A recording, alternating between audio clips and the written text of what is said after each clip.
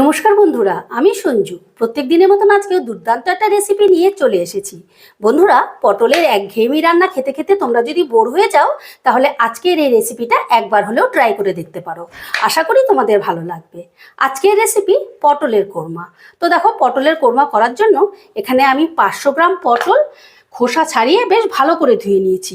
তবে খোসাটা কিন্তু পুরোটা ছাড়াইনি, একটু রেখে রেখে ছাড়িয়েছি। আর এইদিকে দেখো, বেশ বড় সাইজের একটা আলু খোসা ছাড়িয়ে ভালো করে ধুয়ে এরকম বড় বড় টুকরো করে কেটে নিয়েছি। এবারে আমি পটলগুলোকে দু আধখানা করে নিচ্ছি।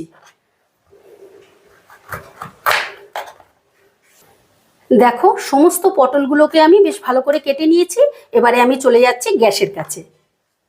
এবারে দেখো, গ্যাসে একটা কড়া বসিয়ে দিয়েছি আর কড়াই দিয়ে দিলাম বেশ খানিকটা সর্ষের তেল। তেলটা হালকা গরম হয়ে গেলে দিয়ে দিচ্ছি অল্প একটু নুন, দিয়ে দিলাম অল্প একটু হলুদের গুঁড়ো, আর দিয়ে দিচ্ছি অল্প একটু কাশ্মীরি লঙ্কার গুঁড়ো। এবার সমস্তটা তেলের সাথে একটু মিশিয়ে নিচ্ছি। মিশিয়ে নিয়ে প্রথমেই আমি আলুগুলো ভেজে নেব। এই কাশ্মীরি লঙ্কার গুঁড়োটা দেওয়াতে আলুর কালারটা কিন্তু খুব ভালো আসবে। তবে গ্যাসের আঁচটা একদম লোতে করে হলুদ আর কাশ্মীরি লঙ্কাটা দিতে হবে, না হলে মশলাটা পুড়ে গেলে মানে খেতে ভালো লাগবে না, একটু তেতো তেতো লাগবে। এবারে আমি আলুটাকে বেশ লাল লাল করে ভেজে নেব।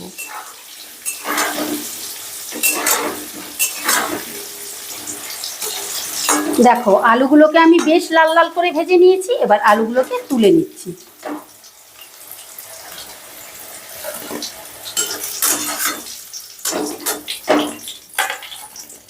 এবারে ওই তেলের মধ্যে পটলগুলোকে ভেজে নিচ্ছি। তবে পটলগুলোতে আর নুন হলুদ এগুলো কিছুই দেবো না, কারণ অলরেডি এর মধ্যে রয়েছে। এবার পটলগুলোকেও বেশ লাল লাল করে ভেজে নেব।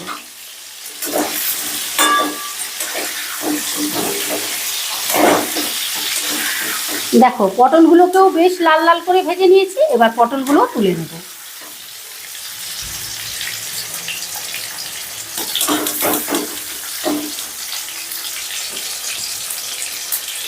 এবারে ওই তেলের মধ্যে দিয়ে দিচ্ছি 1 চামচ ঘি।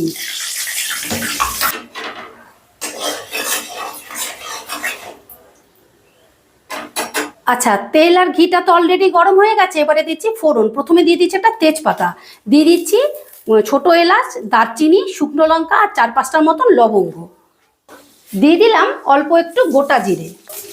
এবারে গ্যাসের আঁচটা লোতে রেখে ফোড়নটা আমি একটু নাড়াচাড়া করে নিচ্ছি। ফোড়নটা থেকে যখন একটু মিষ্টি গন্ধ বেরোবে তখন দিয়ে দিচ্ছি আদা আর কাঁচা লঙ্কা বাটা, দিয়ে দিলাম বাটিটা ধুয়ে অল্প একটু জল। এবারে এই আদা কাঁচা লঙ্কাটাকেও একটু ভালো করে কষিয়ে নেব, যাতে আদার কাঁচা গন্ধটা না থাকে। আর বন্ধুরা, এর মধ্যে আমি 2 কোয়া আদা আর 5-6টা লাল লঙ্কা, মানে কাঁচা লঙ্কায় লাল লঙ্কা, সেটাকে একত্রে বেটে নিয়েছি। ঝালটা তোমরা যেরকম খাবে সেরকম দিও। আদার কাঁচা গন্ধটা চলে গেলেই দিয়ে দিচ্ছি আমি টমেটো বাটা। এখানে ছোট সাইজের 2টো টমেটোকে আমি একত্রে বেটে নিয়েছি। এবার এই টমেটোটাও তেলের সঙ্গে একটু কষিয়ে নেব, যাতে টমেটোর কাঁচা গন্ধটা না থাকে।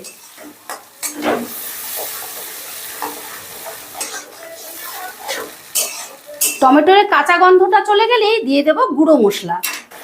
দিয়ে দিচ্ছি স্বাদ মতো নুন, পরিমাণ মতন হলুদের গুঁড়ো, 1/2 চামচ জিরের গুঁড়ো, 1/2 চামচ ধনের গুঁড়ো, 1/2 চামচ শুকনো লঙ্কার গুঁড়ো। এবারে এই মশলাটাকে বেশ ভালো করে কষে নেব, যাতে আদা টমেটো বা এই গুঁড়ো মশলার কাঁচা গন্ধটা না থাকে। আচ্ছা, ওইদিকে মশলাটা হতে থাক, আর এইদিকে পটলের কোরমার জন্য আমি একটা স্পেশাল মশলা রেডি করে নেব। তার জন্য দেখো, এখানে আমি 5-6টা কাজু বাদাম নিয়েছি, নিয়ে নিয়েছি অল্প একটু কিশমিশ, আর নিয়ে নিলাম 1 চামচের থেকে একটু বেশি পোস্ত। এবারে এইটাকে আমি একটা মিহি পেস্ট করে নেব। মশলাটা বেশ কিছুক্ষণ কষে নেবার পর মশলা থেকে যখন হালকা হালকা তেল ছেড়ে দেবে, তখন দিয়ে দেবো আমি কাজু কিশমিশ আর পোস্ত বাটাটা। বাটিটা ধুয়ে অল্প একটু জল দিয়ে দিলাম। এবারে এই মশলাটাকেও 3-4 মিনিটের মতন কষে নেব, যাতে কাজু পোস্তর কাঁচা গন্ধটা না থাকে।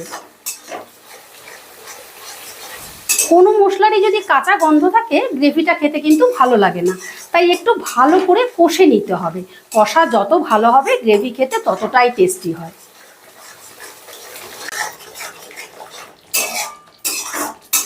মশলাটা বেশ কিছুক্ষণ কষে নেবার পর এবারে দিয়ে দেবো আমি টক দই। এখানে 4 চামচের 4 চামচ টক দই অল্প একটু জল দিয়ে আমি ফেটিয়ে রেখেছিলাম। আর টক দইটা দেওয়ার সময় কিন্তু গ্যাসের আঁচটা একদম লোতে রাখতে হবে।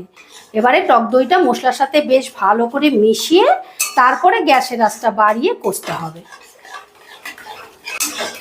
দেখো দইটাকে আমি বেশ ভালো করে মিশিয়ে নিয়েছি। এবারে আমি টেস্টের ব্যালেন্সের জন্য দিয়ে দিচ্ছি চিনি। এখানে যেহেতু টমেটো আর টক দই দুটোই আছে, সেই জন্য আমি ভর্তি 1 চামচ চিনি দিলাম। এবারে গ্যাসের আঁচটা বাড়িয়ে দিয়ে আমি মশলাটাকে বেশ ভালো করে কষে নেব। যতক্ষণ না মশলাটা থেকে তেল ছেড়ে দিচ্ছে ততক্ষণ কষতে থাকবো।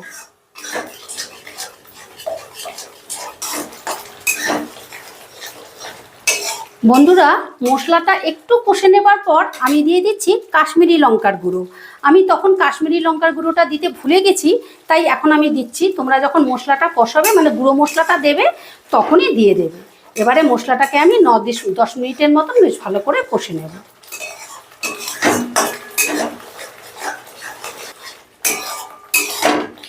মশলাটা থেকে বেশ ভালো মতো তেল ছেড়ে দিলে এবারে দিয়ে দিচ্ছি ভেজে রাখা আলু আর পটল।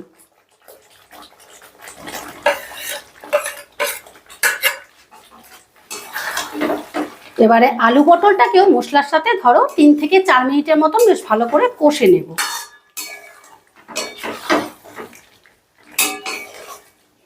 বন্ধুরা, তোমরা তো আলু পটলের তরকারি প্রচুর খেয়েছো, বাট এইভাবে একবার কোরমা তৈরি করে খেয়ে দেখো।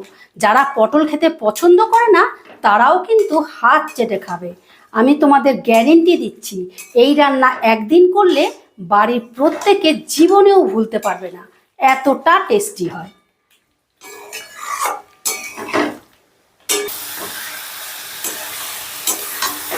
আলু পটলটা মশলার সাথে বেশ ভালো করে কষে নিয়ে এবারে দিয়ে দেব গ্রেভির জন্য জল। আমি এই কফি কাপটার 1 কাপ জল দিলাম। তোমরা গ্রেভিটা যেরকম রাখবে সেই পরিমাণে জল দিও। আমি অতিরিক্ত জল দিলাম না, কারণ এই কোরমাটা একটু মাখো মাখো হবে। তাহলে রুটি, লুচি, পরোটা, নান বা ফ্রাইড রাইস, পোলাও যেটাই খাও না কেন অসাধারণ লাগবে। একটু গাঢ় গাঢ় করবে, তাহলে খেতে ভালো লাগবে। এবারে আমি জলটা মশলার সাথে বেশ ভালো করে মিশিয়ে দিলাম। মিশিয়ে দিয়ে মিডিয়াম আঁচে 10 মিনিটের জন্য ঢাকা দিয়ে দিলাম। এবারে ঢাকাটা তুলে নিলাম। দেখো আলু আর পটলটা প্রপারলি সেদ্ধ হয়ে গেছে, আর গ্রেভিটাও অনেকটা গাঢ় হয়ে গেছে। এর থেকে গাঢ় আমি আর করবো না।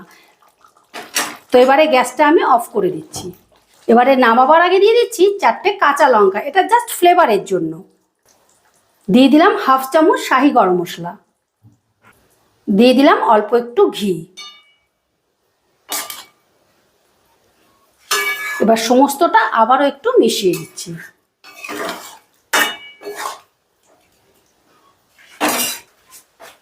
সমস্তটা ভালো মতো মিশিয়ে দিয়ে আমি 5 মিনিটের জন্য স্ট্যান্ডিং টাইমে রেখে তোমাদের পরিবেশন করে দেখাচ্ছি।